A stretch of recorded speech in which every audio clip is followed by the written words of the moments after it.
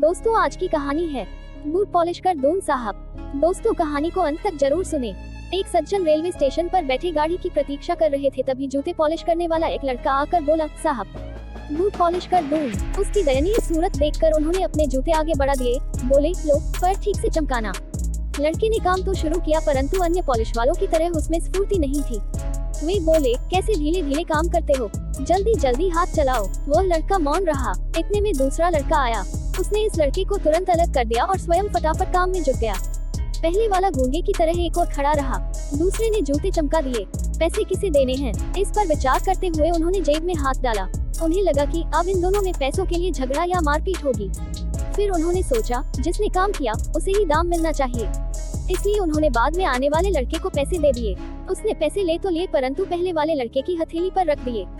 प्रेम से उसकी पीठ थपथपाए और चल दिया। वो आदमी विस्मित नेत्रों से देखता रहा। उसने लड़के को तुरंत वापस बुलाया और पूछा, यह क्या चक्कर है। लड़का बोला, साहब यह 3 महीने पहले चलती ट्रेन से गिर गया था। हाथ पैर में बहुत चोटें आई थी।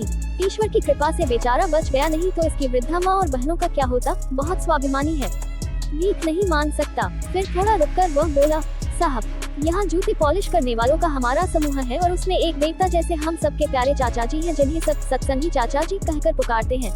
वे सत्संग में जाते हैं और हमें भी सत्संग की बातें बताते रहते हैं। उन्होंने ही ये सुझाव रखा कि साथियों, अब यह पहले की तरह स्फूर्ति से काम नहीं कर सकता तो क्या हुआ।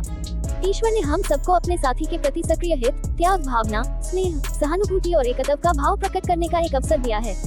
जैसे पीठ, पेट, चेहरा, हाथ पैर भिन्न भिन्न दिखते हुए भी है एक ही शरीर के अंग, ऐसे ही हम सभी शरीर से भिन्न भिन्न दिखाई देते हुए भी है एक ही आत्मा।